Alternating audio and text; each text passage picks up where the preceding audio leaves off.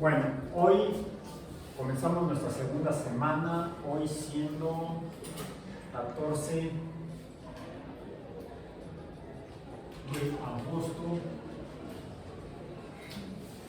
de 2023. Comenzamos la segunda semana del curso de la UEA de Ecología para las licenciaturas de Química e Ingeniería Bioquímica, de CBI y de CBS, cada una. Bien, definimos lo que es la ecología, que es el estudio de la relación de los organismos y su entorno. Eso es la ecología. Ya vimos lo que son organismos. Deben cumplir con 6 características. Están conformados por células, de hecho es el primer paradigma fundacional de la biología como ciencia. Todos los seres vivos están formados por células. Si no están formados por células, hasta el momento de lo que sabemos de la vida en el universo, que solamente conocemos un caso, la Tierra, todos los seres vivos están conformados por células, y de hecho esto se explica con las siguientes características. Se entiende y se establece que es indispensable que sean células, o sea, corpúsculos, compartimentos dentro de los cuales pueda haber entrada y de hecho también salida de energía. Segunda característica, los organismos toman energía del entorno, también emiten energía al entorno. Complementariamente, incluso hasta desde un punto de vista termodinámico, además de energía, toman materia y expulsan o excretan materia. Entonces entra materia y energía y sale materia y energía. Diríamos que termodinámicamente serían sistemas. ¿Ya llevamos cursos de termodinámica? ¿Sí? Entonces acuérdense, era para este curso. La ecología es termodinámica, pero una termodinámica muy curiosa. Son sistemas abiertos. Los sistemas abiertos termodinámicos son aquellos en los cuales hay entrada y salida de materia y energía. Si en un ente, compartimento, no entra ni sale materia y energía hacia el entorno ni del entorno, entonces se trata de un sistema aislado. Se parece a cerrado, pero no, es lo mismo, porque cerrado sería un sistema al cual un corpúsculo, un compartimento, al cual puede entrar energía, del cual puede salir energía, pero la materia no cambia. No entra materia ni sale materia que se encuentre dentro de ese compartimento. Entonces tenemos 3 tipos de sistemas termodinámicos. Vamos a ponerlo aquí, incluso porque es un concepto. Es un concepto que alguien dirá, es que es de la física, pero se usa mucho en química y es fundamental en biología, que es la descripción termodinámica del universo. En termodinámica nos define, entonces, la termodinámica es el estudio de la energía, lo voy a poner así en letra E, de energía, no de ecología, sino de energía, y lo que le sucede a la energía, los cambios de energía. Viene en el nombre, dinámica, cambios en el universo. Inicialmente energía térmica, pero este concepto de energía se puede aplicar a cualquier tipo de energía, no solamente calor, que sería la energía térmica. Entonces, en termodinámica, que es el estudio de la energía y sus cambios en el universo, existen, todo lo que se estudia en termodinámica son sistemas, y entonces se definen lo que son los sistemas. En termodinámica, un sistema es la parte del universo que me interesa conocer. Lo que no me interesa, no me importa, no es parte del sistema de estudio termodinámico.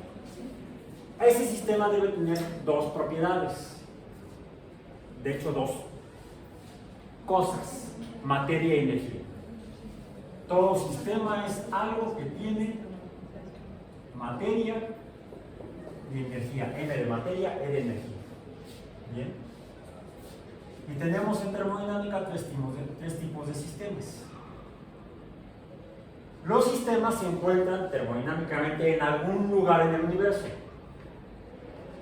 El sistema es la parte que nos interesa y lo demás es el entorno o el resto del universo. Suena a ecología, ¿no? La relación de los organismos y su entorno. Los sistemas tienen lo que conforma el sistema, materia, energía y el entorno. En termodinámica se asume que en el entorno también hay materia y energía. Y los sistemas termodinámicos se definen en función de lo que sucede con la materia que existe dentro de los sistemas y su relación o no con la materia y energía que existe en el entorno. Y en ese sentido hay tres tipos de sistemas. Los sistemas en los cuales la materia y energía se mantienen constantes en el sistema porque ni se salen del sistema, ni la materia y energía del entorno tiene la posibilidad de entrar hacia el sistema. Y esto es lo que nos define un sistema. Bueno, vamos a ver que estos son los sistemas termodinámicos y esto sería un sistema aislado.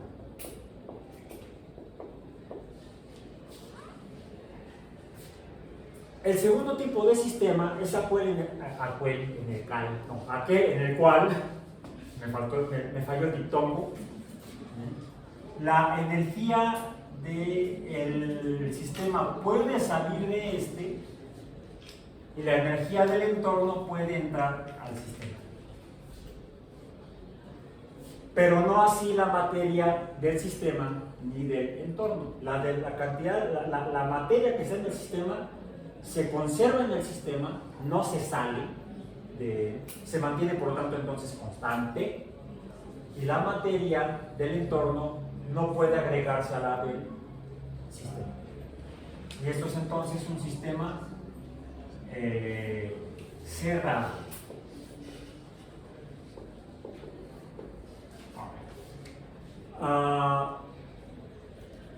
Esta diferencia puede deberse a incluso cómo son las fronteras o la barrera o lo que conforma el sistema termodinámico. Quizá hay algo aquí en la línea negra que impide que entre y salga la materia, entre y salga la energía. ¿Correcto? En términos de ejemplo termodinámico en el mundo real, esto es lo que luego están de moda venderlos bien hasta con la aprietas y sale hasta la temperatura. Los termos. Sí. Un termo es, al menos en un intervalo de tiempo, un sistema aislado. ¿Por qué? Es una botella en la cual preparé mi café, lo vierto, lo tapo y un par de horas después, cuando aprieto el botoncito, los que hay ahora, antes no existían esos, y que marca la temperatura, la cantidad de energía térmica. Bueno, la temperatura es una medida relacionada con la cantidad de energía térmica. La temperatura no es la energía térmica, es una medida relacionada con la energía térmica. La energía térmica es el calor. Y calor no es lo mismo que temperatura. El calor es la energía. La temperatura es una cantidad que nos da idea a partir de la cual podemos conocer la cantidad de calor que hay en el sistema. Si yo mido la temperatura del café cuando lo prepare y lo vierto, imaginemos que es una temperatura normal de un café recién preparado, es como de 55 o 60 grados Celsius. Y ya con eso no se quema la lengua. Pongamos 60 grados Celsius. Lo pongo en el termo y un par de horas después aprieto la tapa y me va a marcar 60 grados Celsius. ¿Qué significa? Que no ha cambiado la energía térmica dentro del sistema. La cantidad de energía se mantiene constante. Y como no he tomado café, la cantidad de café o de energía o de materia bueno, el café y la cafeína y el agua y todo lo demás se mantiene constante, entonces eso sería un sistema aparentemente aislado, porque no ha cambiado adentro ni la materia ni la energía. Si yo no le pongo la tapa al termo, 2 horas después, ¿qué va a suceder? Que si se me ocurre poner la tapa y le aprieto para ver la temperatura, me va a marcar una temperatura menor. ¿Qué significa? Que la energía térmica se ha salido. Porque hay menos energía térmica, hay menos calor. El calor no desapareció, se va a algún otro lado. Esa es una ley de la termodinámica, de hecho es la primera ley de la termodinámica, la ley de conservación de la energía. Ok, y además dice que para dónde se va cuando cambia. Ok. Cuando le quito la tapa normalmente, ¿para qué lo hago? Bueno, entonces, si no le pongo la tapa, ¿qué tipo de sistema será el termo? Un sistema cerrado. Porque mientras no tome café, la cantidad de materia se mantiene constante, pero la cantidad de calor ha disminuido. Entonces, aunque sería bueno para bromear con los amigos que no estudian termodinámica. A ver, tengo aquí mi termo. Dime, ¿está cerrado o no? ¿No? ¿Está abierto? No, está cerrado. Pues que no tiene tapa. Pues está cerrado. Pero no tiene tapa. Es termodinámicamente cerrado. Sí, el café ahí sigue. Ya se enfrió. Es un sistema termodinámico cerrado. Entonces ahí se puede saber si alguien estudió o no termodinámica. Si dice que el termo de café está abierto simplemente porque no tiene tapa. Ok, bueno. En el momento que le tomo el café, ya le quité la tapa, es más, es lo que yo hago porque si no me quemo la lengua. Conozco gente que tiene lengua de bombero. Así recién salió de la cafetera. Bien, entonces, en el momento que le quito la tapa y tomo el café, se ha transformado en un sistema abierto.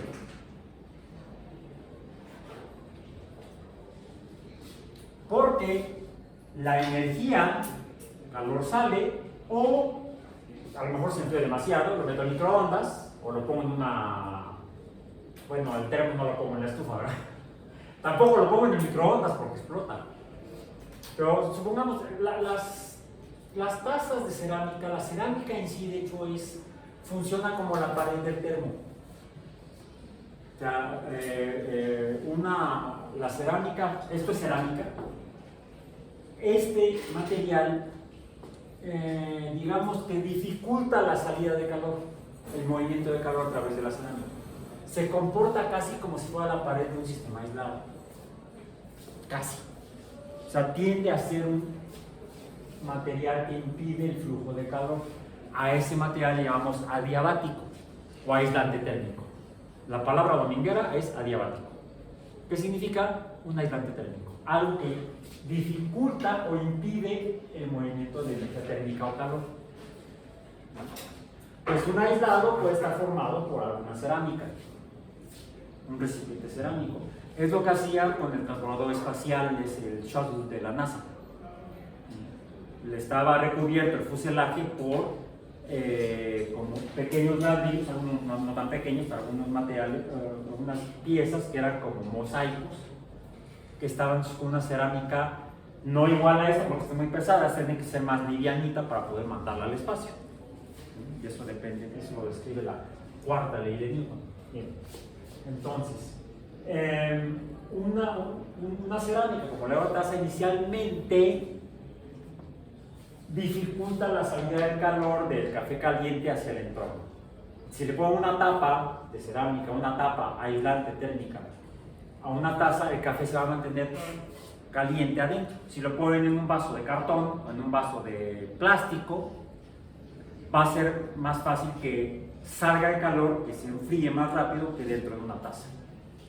Todos estos tapados. Es decir, le ponemos alguna algo que impida que se salga el líquido, que se salga la materia, y vamos a encontrar que hay materiales con diferente capacidad de permitir el paso de calor.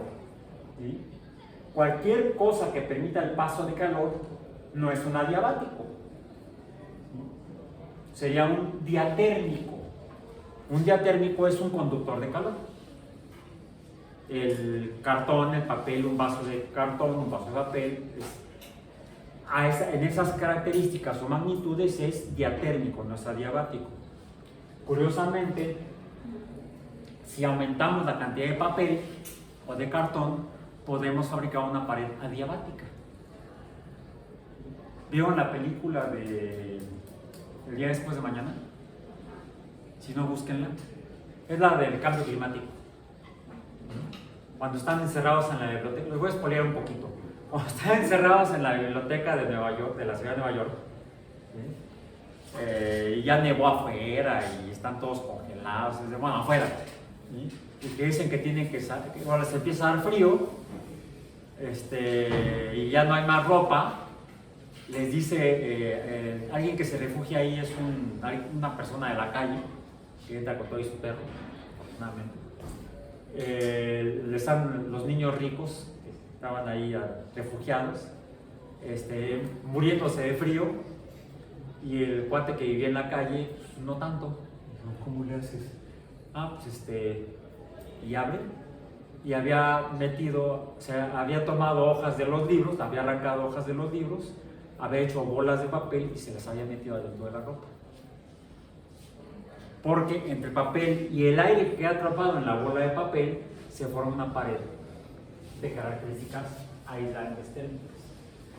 Entonces empiezan los niños ricos a tomar libros y a arrancar hojas y a metérselas adentro de la ropa para poder mantener su calor y no sufrir por hipotermia, que es la pérdida de calor. Bueno, entonces, esto tendría una pared adiabática. Tendría una pared diatérmica y tendría una pared o límites diatérmicos, permiten el flujo de energía. El flujo de energía va a ser de donde haya más a donde hay menos, igual que la materia de donde hay más a donde hay menos. El sistema abierto entonces permite la salida de materia y la entrada de materia. Son los tres tipos de sistemas termodinámicos. ¿Los seres vivos cómo son? Véanse al espejo. Abiertos. Tomamos materia, hoy sí desayunen. Ya fui al baño, no solamente a bañarme. Entonces ya tomé materia y saqué materia. Y además, hoy antes de salir vi cómo estaban las condiciones meteorológicas, vi que había salido de bañarme y antes de salir, porque incluso hace un mes me enfermé de laringitis, y luego fui a ver al médico y me dijo el médico, nada más de preferencia bañes en la noche para que ya no salga. ¿Por qué? Lo que facilita que las poblaciones de bacterias principalmente que viven normalmente aquí, vivimos con bacterias. Somos un medio apropiado para que vivan bacterias en nosotros. Hay una relación de unos organismos, se llaman bacterias, que se relacionan con el entorno y el entorno se llaman humanos. Por ejemplo, las vías aéreas, por ejemplo, las superiores. Y hay bacterias aquí constantemente. Pero ni cuenta nos damos. Salvo que aumente la cantidad de bacterias que viven aquí adentro. Que aumente la población de bacterias. Y eso depende de factores del ambiente que somos nosotros. Factores como la temperatura, factores como los nutrientes que toman, si nos están comiendo las bacterias. Queda como para película de terror, ¿no? Ser devoradas por las bacterias. Mejor no le digo a mi hija porque va a ser una. Entonces, a veces cambios en la temperatura, cambios bruscos de temperatura pueden provocar que den un ambiente apropiado para que las bacterias empiecen a reproducirse más rápido o a morir menos, que son los dos factores que provocan que una población aumente. O se reproducen más rápido o mueren menos. A veces también porque hay cambios en nosotros, cambios bioquímicos, que pueden provocar que tenemos un tipo de células en el organismo que de hecho están en lucha constante, en guerra constante con las bacterias. ¿Sí? Están buscando bacterias y encuentran una y la engloban y se la comen. Son los macrófagos. Y están por nuestro torrente sanguíneo, por la linfa, buscando a ver a quién se come. Bacterias. Pero su comportamiento depende también de las condiciones de nuestro organismo, que es el entorno en el cual viven esos macrófagos. Si los macrófagos se ven afectados por cambios en el entorno, por ejemplo, cambios en temperatura, cambios en nutrientes, puede disminuir su eficiencia de comportamiento. Y es lo que provoca lo que la gente conoce popularmente como una disminución en las defensas. Se me bajaron las defensas. No, tu sistema de defensa, le llaman en medicina sistema inmunológico o sistema inmune, llega a un comportamiento menos eficiente. Ya no son tan ágiles, ya no pueden tan fácilmente tomar a las bacterias y comérselas. Y entonces las bacterias dicen, ay, no hay macrófagos, reproduzcámonos. ¡Ah! Y entonces se da lo que se llama una infección. No es que pesqué la bacteria en algún otro lado, ya vivía en mí, pero tuvo la oportunidad de proliferar su población, aumentar la población. Y fue lo que me pasó hace como un mes. Tuve una laringitis. Fue horrible. Fui al médico, me trató, me dijo nada más procure no tener cambios bruscos de temperatura, que eso facilita que disminuya el comportamiento de todo lo que conforma el sistema inmune y entonces le presenta a las bacterias la oportunidad de reproducirse y sobrevivir. Si uno toma caldito de pollo y se mantiene abrigado, etc., entonces sin cambios bruscos de temperatura, el sistema inmune de manera natural, si uno no está enfermo en ninguna otra cosa que lo afecte, se recupera y puede empezar a combatir a las bacterias. A veces ni nos damos cuenta que pasamos por un cuadro de infección porque no fue tan grande la alteración.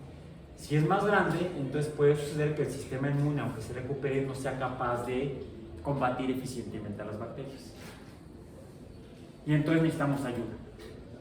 Es una película con se me fue el nombre del actor. Es el que salió en la original de los Cazafantasmas. Bill Murray. Busquen películas de Bill Murray. Hay una película, no me acuerdo cómo se llama, que trata de la película sucede adentro de Bill Murray, que está enfermo y se toma un antibiótico. Y la película trata de las aventuras del antibiótico dentro del cuerpo de Bill Murray. Está interesante porque es una película con actores reales y con dibujos animados. Entonces tomamos sustancias químicas, pueden ser naturales o artificiales copia de naturales, antibióticos, que interactúan con el metabolismo de las bacterias y las matan de alguna manera. Eso es un antibiótico. O pueden impedir que se reproduzcan, esos son bacteriostáticos. Todo eso es como meterle algo al sistema ecológico que somos nosotros. De hecho, en odontología no trabajan más que en medicina general. En odontología hay una rama, una especialización de estudio de la odontología que le llaman ecología bucal. Porque en la boca tenemos todo un ambiente en el cual viven bacterias.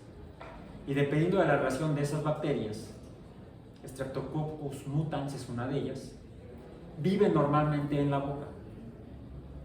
Y si tenemos ciertas conductas, entonces proliferan y son algunos de los causantes de las caries. Lo que tenemos que hacer cuando nos hacemos higiene bucal es reducir las poblaciones de Streptococcus mutans. Como se dan cuenta, la ecología puede describir fenómenos grandes a nivel global del planeta, o de un planeta, en este caso del planeta Tierra, o de algunos sistemas más pequeños. Finalmente, en la ecología también podemos aplicar el concepto a diferentes escalas espaciales y temporales. Bueno, regresemos a la ecología general, ya que la que más nos interesa, no estamos estudiando medicina ni odontología, sino estamos viendo cómo en el ámbito de la competencia profesional de la química y la bioquímica, ¿qué debemos entender de la ecología? Entonces, bueno, para avanzar en eso. Ya mencioné que en el caso de los organismos humanos somos el entorno en el cual viven algunos organismos más pequeños, bacterias principalmente, en diferentes regiones. Streptococcus mutans en la boca, a veces son esos mismos streptococos u otros parecidos los que provocan las infecciones en las vías aéreas superiores, y otros que llegan a vivir en las vías aéreas más profundas, como los neumococos. Todas son bacterias esféricas, todos se llaman cocos. Ven como si el coco sí hay, y el coco sí puede hacer daño, pero ese coco, no el coco con el que los asustaban cuando estaban chiquitos. Pórtate listo, no te va a llevar el coco. Bueno, no, más bien, cuídate, pórtate bien, si no te va a pegar el estreptococo. ¿Ok? Pues el neumococo, cuando uno sale así campantemente a la calle en una mañana de invierno, le pasó a mi papá, pura camisa, estábamos en Ciudad Juárez, se bañó, se asomó por la ventana, estaba el sol radiante y salió. Cuando lo vimos regresar, ¿a dónde fuiste? A comprar el periódico. ¿En mangas de camisa? Pues sí, es que está el sol. Papá, está a menos 10 grados allá afuera. En la noche tenía 40 grados de temperatura, con neumonía. Ese cambio de temperatura que él ni cuenta se dio. Menos 10 grados y no se dio cuenta. Le provocó una neumonía por neumococos. Cambio brusco de temperatura, muy brusco. Ok, bueno, entonces. Vemos entonces que hay organismos que viven en lugares específicos, en condiciones específicas, cuando hay algo específico en el lugar. Es lo que conocemos en ecología como un nicho. El nicho es el lugar que cada organismo ocupa en un... Ya definimos lo que son los ecosistemas. Los ecosistemas es, por ejemplo, si esta materia es un organismo, hablamos de organismos, a nivel de organismos. Los organismos son, esto sería un organismo. No existen organismos termodinámicamente cerrados ni aislados, no, todos los organismos son abiertos, todos los seres vivos son abiertos. Pero los ecosistemas, donde hay, dijimos, diferentes especies, esto sería una especie de organismo, todos se parecen, son azules, están en un lugar, este sería el entorno, o ambiente. Esto es, organismos del mismo tipo son una población.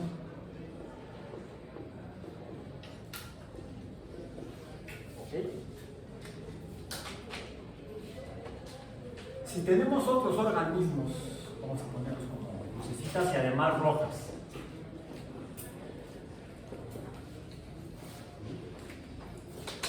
Crucecitas rojas son otra población.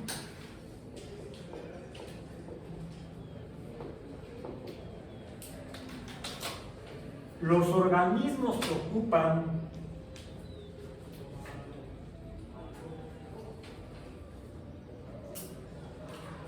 un mismo lugar, diferentes especies o diferentes poblaciones que ocupan un mismo espacio y tiempo, son, dijimos, una comunidad.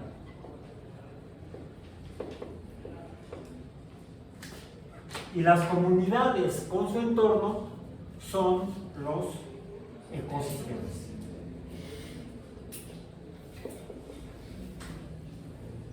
Esto sería un ecosistema, bueno, será un ecosistema. Ok. Ahora, cada uno de estas especies, una población es una especie, población de la especie azul, la roja es otra especie,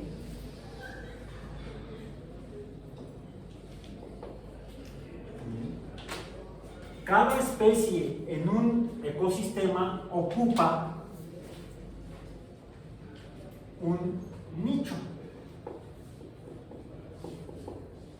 Entonces, la especie roja ocupa un nicho y la especie azul ocupa otro nicho. Y ese nicho no es un lugar solamente, sino es el lugar con lo que hay ahí. Por ejemplo, si están ahí porque comen cosas diferentes.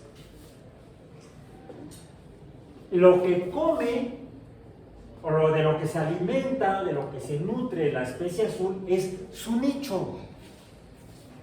No solamente el lugar físico. Por ejemplo, si hay cadáveres, hay un nicho para saprófitos. Si hay desechos, hay un nicho para coprófitos, o sea, los que comen caca. ¿Sí?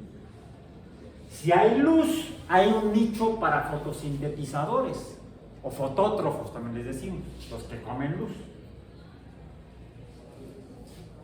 Si unos se comen a otros, hay un nicho de presas para los depredadores.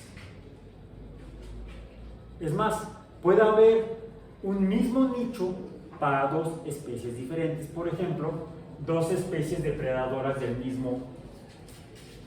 la misma presa. Podríamos decir que aquí podríamos tener otra población de otro grupo de depredadores de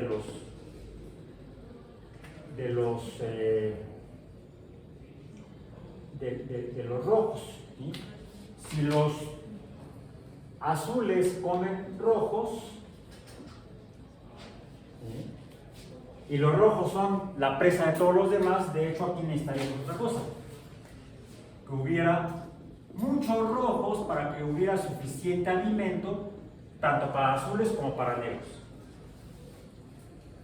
Entonces, el nicho de los azules y los negros es el mismo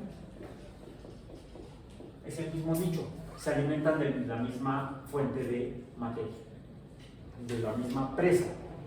Por ejemplo, la sabana africana, leones, está tremendo el asunto, ¿sí?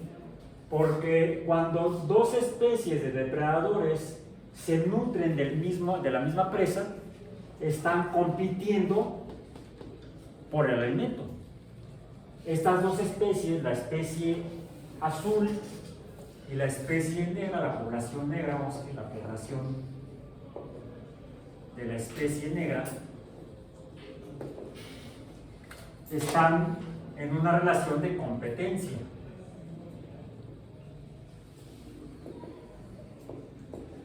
Son conceptos básicos de ecología. Mientras que son depredadores, estos depredan a la roja, que es la especie que sería la presa de los depredadores. Entonces, son relaciones diferentes que hay entre diferentes poblaciones de organismos en una comunidad, en un ecosistema. Hay relaciones, mencionamos que en un ecosistema es la relación entre organismos, entre sí y con el entorno. Por ejemplo, si los depredadores, si estas presas se alimentan de la luz, vamos a decir, serían vegetales. serían plantas, serían fotosintetizadores, que es la base del flujo de materia y energía en el ecosistema. Podríamos decir que desde un punto de vista termodinámico tendríamos esta materia, esta energía, y esta materia y energía, estos dos especies, serían las dos especies, por ejemplo la especie azul y la especie roja, esta materia y esta energía, esto sería el depredador,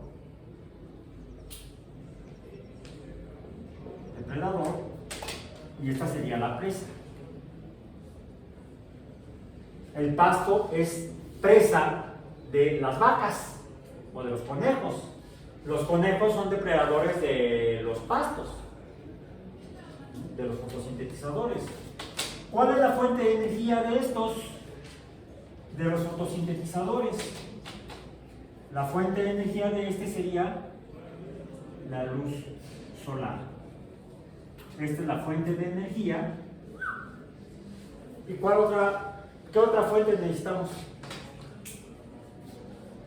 De materia. ¿Cuál? CO2 y agua para que haya la fotosíntesis. Entonces esta es la materia y esta es la energía del entorno de este sistema abierto, que sería un fotosintetizador, o vamos a ponerle fotótrofo mejor, además queda más corto, fotótrofo, que esta es la base energética del ecosistema. Luego tenemos a los depredadores primarios, que serían los que se comen a los fotótrofos. Los herbívoros son los consumidores primarios, y los que se coman a los conejos, los coyotes, lobos, zorros, que son carnívoros, que se comen a los conejos, serían los consumidores secundarios. Y es el flujo de materia y energía en los ecosistemas. Ahora, ¿qué tanto va a haber? Pues depende inicialmente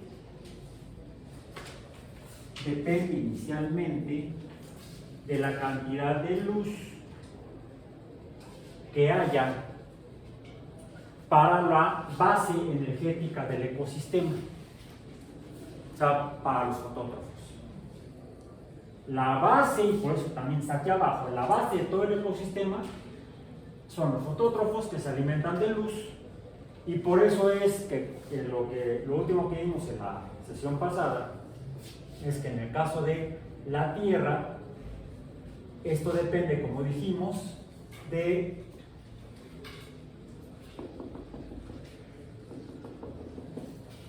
cómo se relaciona con la cantidad de luz que le llega dependiendo de la época del año procedente del Sol. ¿Y qué tantas poblaciones, y por lo tanto cuál va a ser la diversidad de la comunidad de organismos que haya en un ecosistema? Depende inicialmente de la cantidad de luz que llegue. ¿Y a dónde llega más luz en la Tierra? A lo largo de todo el año, a la región entre los trópicos, la región intertropical. Por eso es que los ecosistemas donde hay mayor cantidad y diversidad de organismos, donde lo que se da es flujo de materia y energía entre las poblaciones, es en la zona intertropical, que es donde se encuentran los bosques tropicales.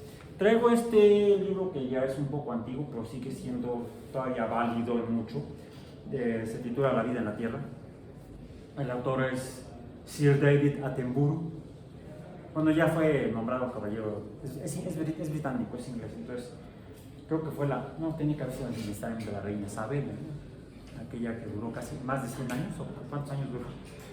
Viva, y muchos años como cabeza del Imperio Británico. Lo nombró caballero del Reino Unido. En el capítulo 1 de este libro, al cual tituló Attenborough La variedad infinita. ¿Por qué? Voy a permitirme leer los primeros 2 párrafos. Dice: no es difícil descubrir un animal desconocido. Pase un día en los bosques tropicales de Sudamérica, removiendo troncos, buscando bajo sus cortezas, escudriñando el húmedo lecho de las hojas. Continúe de noche alumbrándose con una lámpara de mercurio sobre una pantalla blanca. Se dan cuenta que es viejito, es una lámpara de mercurio. Ahora llévate tu lámpara LED.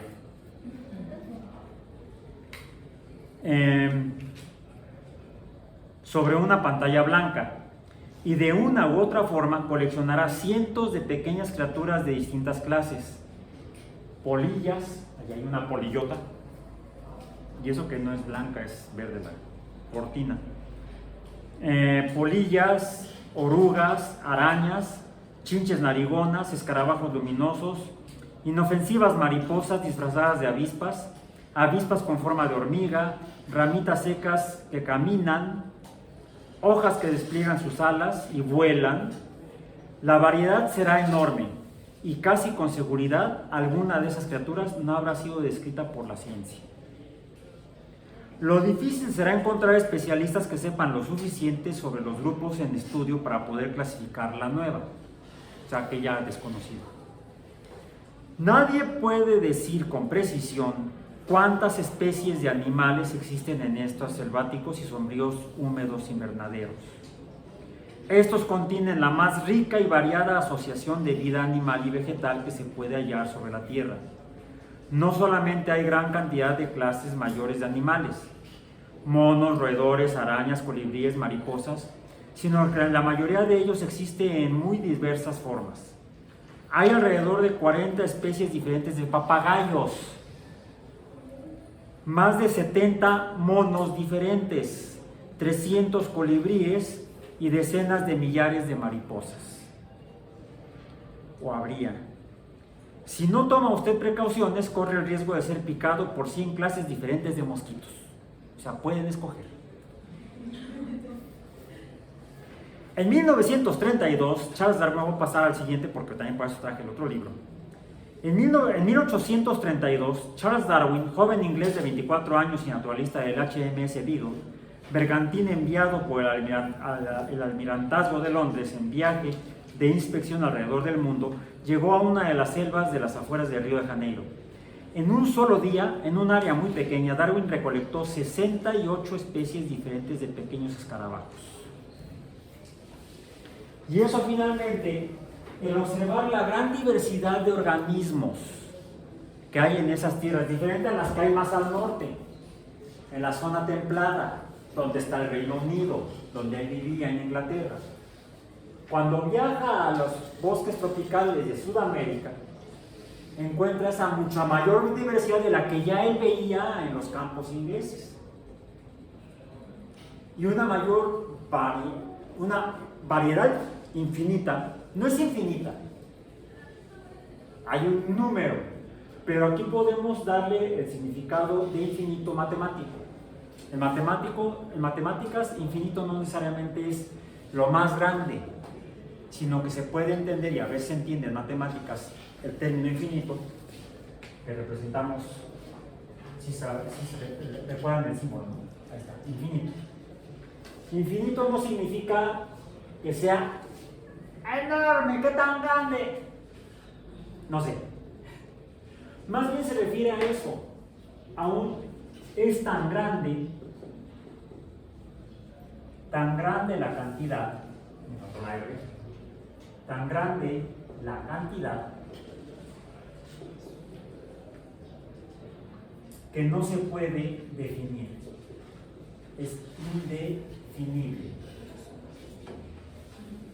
Pero no significa que sea no. Hay una cantidad limitada de organismos. No es infinita realmente, es infinita en el sentido que quizá nunca sepamos cuántos hay. pero hay un límite porque depende de la superficie que haya del planeta Tierra y además de lo que haya disponible para que se alimente cada uno de los organismos de las especies que ahí habitan. Ahora, ¿qué fue lo que encontró Darwin?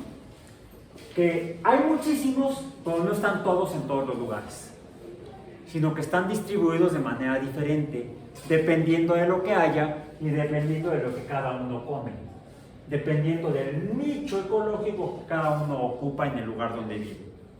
Y esa es la base de la teoría de la evolución.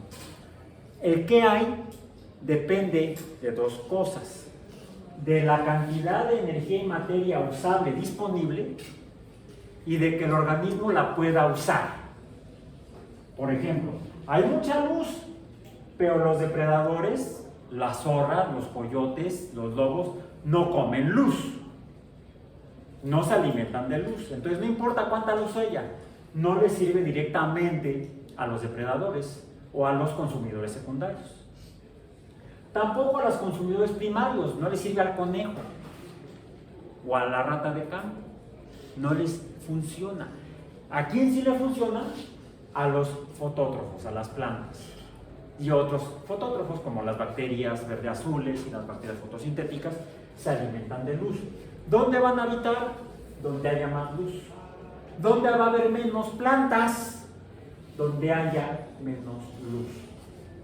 En los polos, en las regiones ártica y antártica y en las estepas, en las tundras, es donde hay menos cantidad de organismos porque hay la menor cantidad de energía primaria de la cual dependen todos los ecosistemas, o casi todos los ecosistemas en este planeta. Y de eso depende la distribución de lo que conocemos como tipos de ecosistemas o biomas. Los ecosistemas se dividen en biomas que dependen inicialmente de la cantidad de luz, dado que de la cantidad de luz depende la cantidad de plantas. Los biomas se caracterizan principalmente por el tipo de plantas, o vamos a decir, o fotótrofos,